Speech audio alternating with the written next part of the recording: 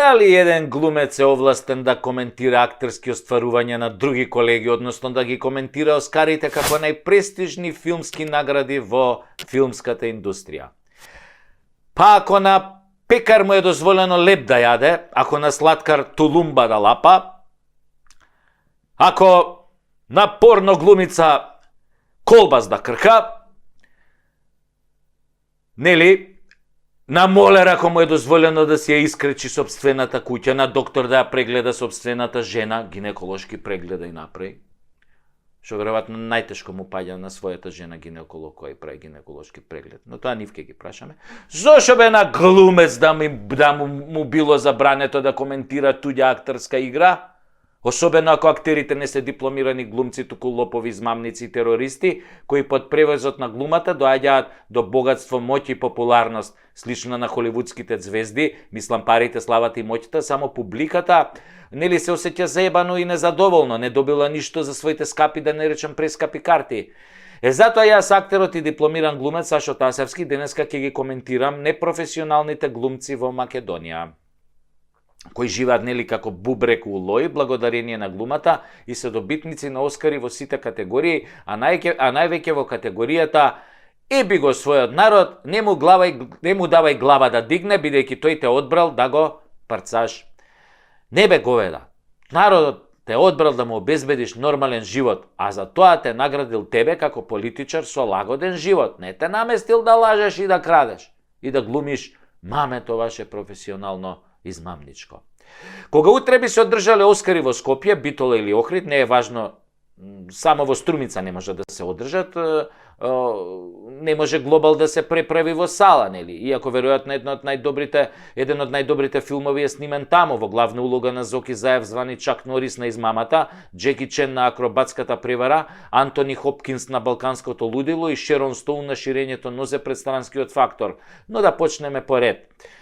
Оскари се даваат по ред. Иако во нашиот филм наречен Македонија има се, само нема ред. Повеќе личи на оние урнебесни црно-бели филмови со Бастер Китон во главната улога, каде не се знае кој паѓа на глава, а кој директно на мозок, ако пред тоа не му бил добро изебан. Веројатно на тие наши Оскари кои ќе бидат без врски, за разлика од бумамарата на Ранко, кај што награди добиваат претежно блиските, другарите, ова на нешто како во комунизмот, а другите гледаат во излогот, пак нешто ко комунизмот. На тие Оскари, Оскарот за животно дело ќе го добие Александар Антич со крштено име Али Doing Black Business, кој 25 години тука во нашава Македонија ни снима амерички филмови, ни продава прескупи карти кои ги купуваме без да прашаме. Аца Антич ти е нешто као Ал Пачино или Роберт Де Ниро на македонската клептократија, кинематографија. Човек кој дури јазикот не го знае, но сепак неговите реплики се памтат кај квислинзиве наши како оче наш. Псе јо, како и до сега. Неговите филмови се блокбастери и ќе ви набројам неколку. Борба за териториите која прерасна во борба за човекови права. Прв дел. Колку права, толку евра. Потоа Соравија Forever. Соравија љубов моја, тоа е вториот дел. Соравија љубов моја, на внукот те давам цела. Тоа е трет дел. Јас уживам во качакот.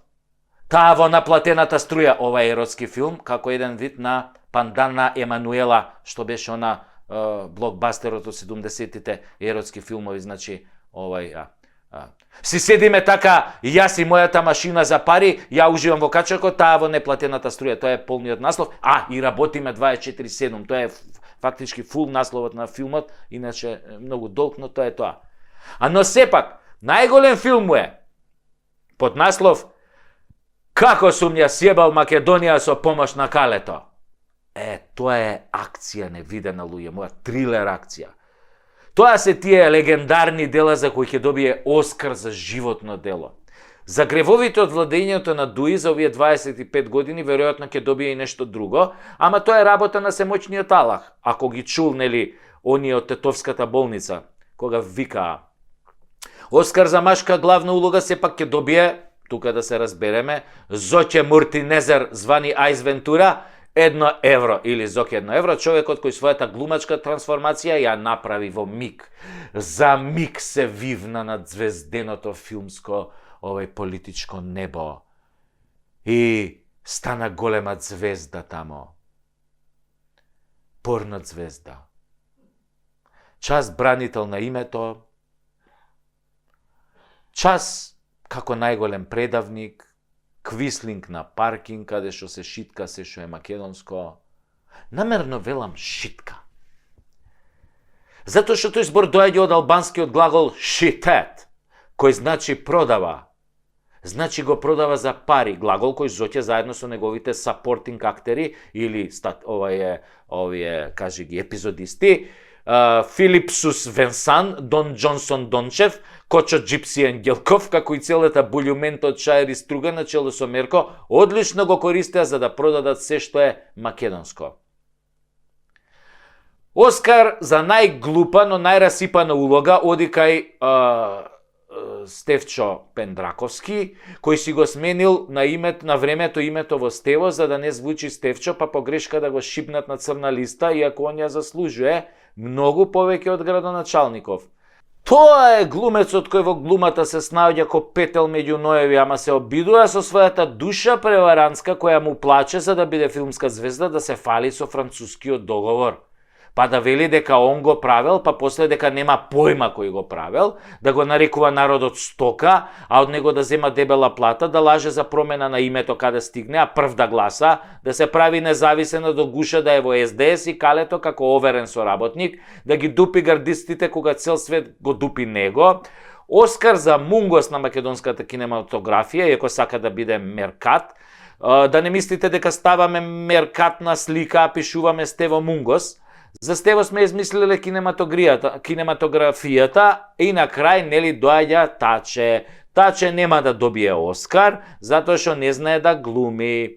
Не знае да дупи, зашо го дупат, ама поважно е што не знае да глуми, затоа нема Оскар да добие. Башка е толку шлакнат што го бива само за аванта и предавства. А да, и ќе победел на избори. Сега грејота е за другиве глумци да им го земеме Оскарот ако Таче веќе е предодредена победа.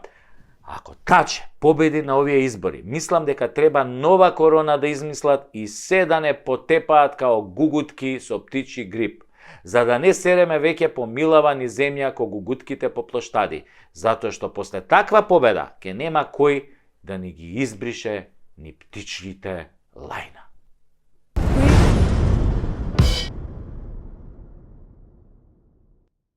Македонизмот е штетен и лош, и ако оваа држава треба за се да го слуша калето, тогаш не ни треба ни да имаме држава. Пред некој ден го гледав филмот што го снимаше актерот Шон Пен за време на почетокот на конфликтот Русија-Украина наречен Суперсила. Во филмот авторот се признава дека не сакал да сними филм за војната, туку филм за Зеленски, за неговиот животен пат и славата, за се што подоцна се наметнало како тема, дошло од следот на настаните. Тоа е така со многу документарни филмови кои мора да се прилагодат на реалноста. Во филмот украинците се гордеа со тоа што се посебен народ од Русија, што по случувањата на Мајдан ја започнале својата борба против корумпираните политичари, во таа борба не ги почитувале подпишаните меѓународни договори и се однесувале арогантно кон отварањето на уставот и регулирањето на сите човечки права, меѓу кои најважните тие на русите кои живеат во делови од Украина. Но останува впечатокот од филмот дека американците им го дозволуваат на украинците се она што тука кај нас упорно се обидуваат да го задушат. Тоа е веројатно затоа што им требаат такви за да можат да се борат до последниот украинец.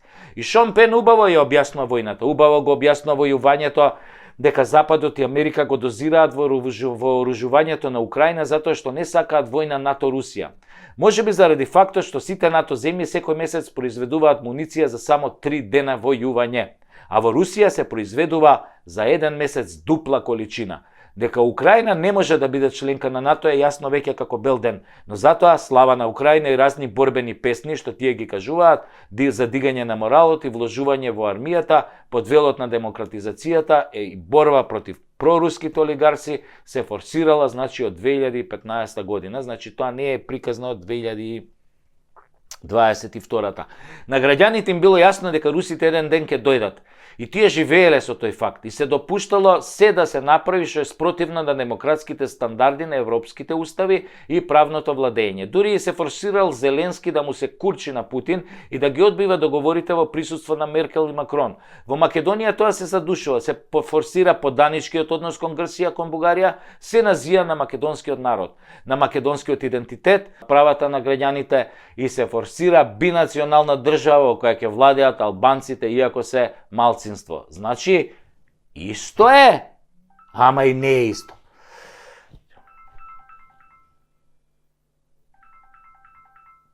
Путин.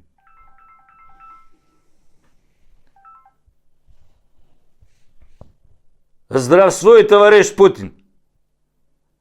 Овде секретни агент Путина с коднијим именем Куров. Куров, товарищ Путин. Да, товарищ Путин. Куров. Ура! Ура, товарищ Путин! Ура! Ура!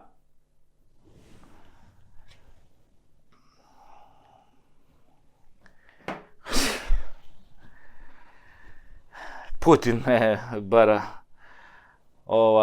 Да, мене, како што слушнав, тајното име ми е Куров. Како руски разузнавач, нели? Ме бара, ке ме чека после кола, ке ме носат на аеродром. У Москва треба да јаваме поларни мечки утре. И така, без мене не му е кеф да јава мечка. Него, кај застанавме? Најважно е дека се форсираат тие кои се партнери на Калето и другите земји. И ним им се дава се. Цела моќ да создаваат систем од суди и обвинители, да цицаат пари од буџетот, да купуваат имот. Додека во Украина проруските олигарси се на политички отстрел пред војната, во Македонија албанските националисти и олигарси се форсираат да станат помоćни и побогати. Се тоа низ призмата на неказнивост и политичка поддршка, многу слично како во Украина. Украина е напуштиле досега околу 7-8 милиони луѓе, што е некаде околу 15% од популацијата. Ова се официјални бројки, најверојатно е преку 12 милиони ја имаат напуштено. А Македонија има дефицит од 300.000 млади кои избегаа од економскиот погром, мито и корупција, што е отприлика истиот процент и тоа без војна. Замислете, можеби Русија не е најдобрата земја на светот, можеби историјата не се покажала како голем пријател на Македонија и македонскиот народ, но на што сега и го прават западните земји и Европската унија на Македонија е во најмала рака страшно. Не можеби како војна, но и тука умираат луѓе на разни начини кои не се нормални и не се секојдневни во земјите на Европската унија. Само видете што се протна со европско знаменце, што се случува со квази автопатите, каде се плаќаат милиарди евра, врбување на домашни предавници за грз долари од страна на Западот, лажни ветувања за членство во Унијата за да се случи апсурдот дека на Украина, на земја во војна, која што ја губи војната, разрушена, без 25% од своја територија и дадоа почеток за преговори. Замислете, на Украина и дадоа почеток за преговори со Европската унија. Какви се тоа двојни стандарди? Каква е тоа космичка дволичност, лицемерие? И форсираат тука албанско политичко крило да ја растура полека земјата. Тоа многу кажува за ова дволично однесување. И само се повторува европски вредности. Ми се гади веќе и од сатирата на таа тема. Едноставно се одвратни. Но не само кон овој народ. Многу примери има за жални светот, двојни аршини во 21. век, цивилизацијски вредности, развиена демократија, европска демократија, западна демократија, слобода и правда. А во Газа се случува геноцид. Преку 15.000 мртви деца за неколку месеци. Деца само. Европски права, слобода и правда. Курот на Магареново зоолошка. Оне што мој комшија на лавот. Да му го опрам.